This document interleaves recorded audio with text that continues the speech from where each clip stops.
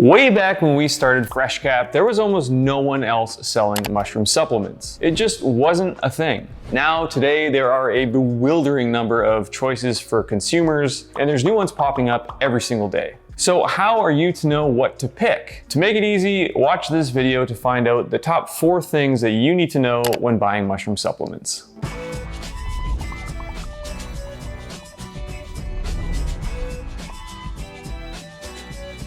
So the first thing that you need to look out for is whether or not the supplement is made from fruiting body or whether it's made from MOG. Now, MOG stands for mycelium on grain, but I prefer to call it MOGWAM, which stands for mostly grain with a hint of mycelium. This is a cheap and easy way to grow mushrooms by basically allowing mycelium to grow out on a sterile grain and then grinding it up into a powder. Producing mushroom supplements this way results in something that is mostly just grain starch. The other option is to use the fruiting body, which involves growing the mushrooms to completion. Now, fruiting body is just a fancy term for mushroom, the thing that kind of grows out of the log or grows out of the grain. Mushrooms contain high levels of beneficial compounds, so even though it's a lot harder to do, it's totally worth it.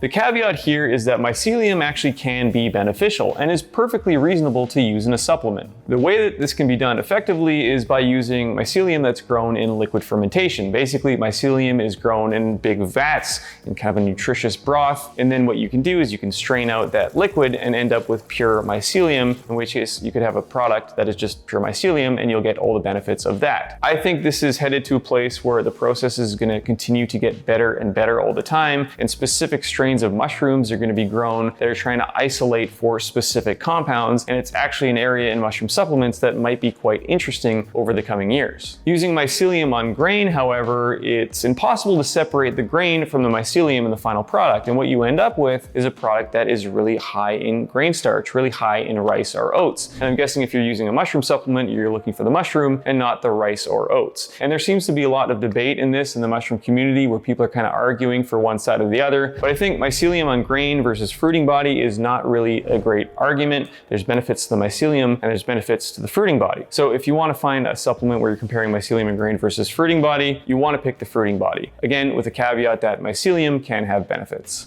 The next thing that you want to look out for is the extraction. Now, with a few notable exceptions, most of the functional mushrooms are not edible in the same way that gourmet mushrooms are edible. You can just imagine trying to eat this chaga. It's kind of hard like wood. It wouldn't make for a great meal. The same story with this reishi. Both of these are kind of hard, they're bitter, and again, they're just not going to work if you want to eat them. Now, traditionally, the way to get the benefits out of the mushroom and to use it as a medicine is to make a tea. In other words, is to perform a hot water extraction. This is because our bodies weren't designed to break down the tough cell walls in the mushroom, and in order to make the compounds inside bioavailable and actually receive the benefits from those compounds, we need to break them down through other means. You can perform hot water extraction to pull out the beta-glucans, alcohol extraction to pull out the fat-soluble compounds, or you can do both and have a dual extraction. Some mushrooms like turkey tail are perfectly fine, or maybe even better if they are only done with a hot water extraction because you're optimizing for the beta-glucans.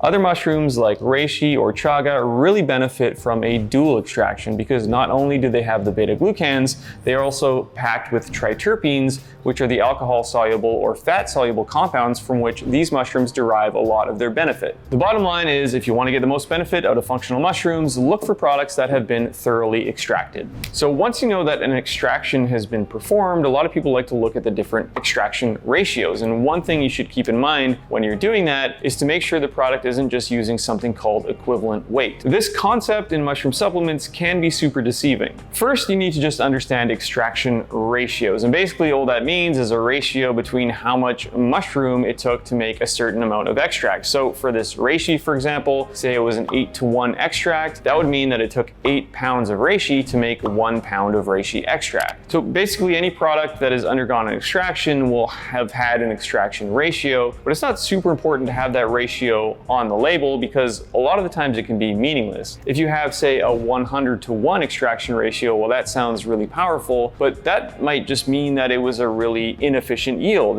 in that case, it would have taken 100 pounds of reishi to make 1 pound of extract. Now, mushroom extraction ratios are mostly dependent on the density of the mushroom and how much of that extract you can actually get out of it. So reishi typically has a higher extraction ratio. Chaga, since it's so dense, has even higher extraction ratio than reishi, but something like lion's mane might have just a 4-to-1 extraction ratio because it is a lot less dense. Now, here's where it can get tricky. Some products that claim it has been extracted at a 10-to-1 ratio might actually exaggerate the amount of mushroom that is in there by a factor of 10. So for example, if you add 100 milligrams or 1/10 of a gram of a mushroom extract in a product, you might report that as having 1,000 milligrams or a full gram of mushroom in the final product. In other words, a product might be using only a dusting of mushroom, but report it as a full effective dose. Mushrooms don't really work that way, and again, a higher extraction ratio is not necessarily a marker of a higher quality product. This is usually pretty easy to spot once you know what to look for, and is typically more common in products like gummies or other products where flavor is a pretty important part of the final product, because mushrooms do taste bitter, and if you can just say there's lots of mushrooms without putting lots of mushrooms in there,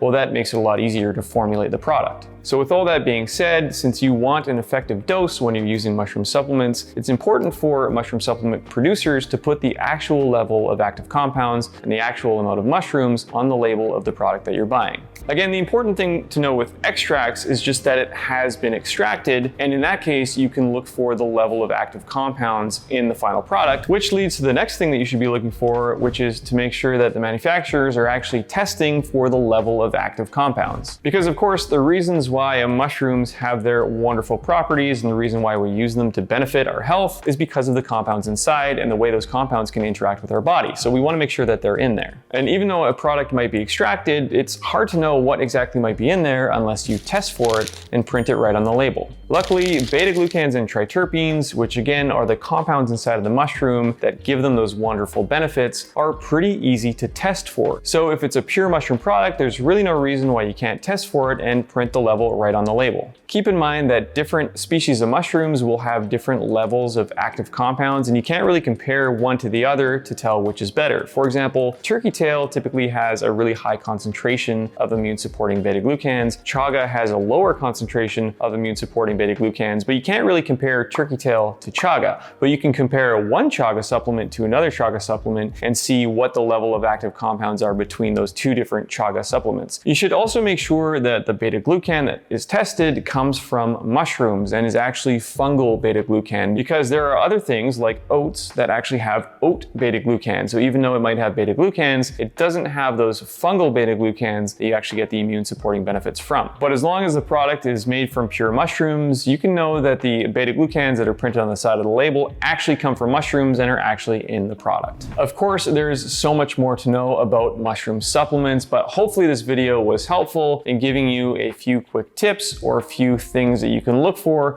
to make sure you're going to find something that is most beneficial for you. Because really, if you're taking a mushroom supplement, that's what's important, right? You want to actually feel the difference. You want to get the benefits from functional mushrooms, and that's all that really matters. So again, hope this video was helpful. If there's anything else that you want to know, make sure you ask us in the comments below. Always happy to answer any questions. Thanks so much for watching, and we'll see you in the next video.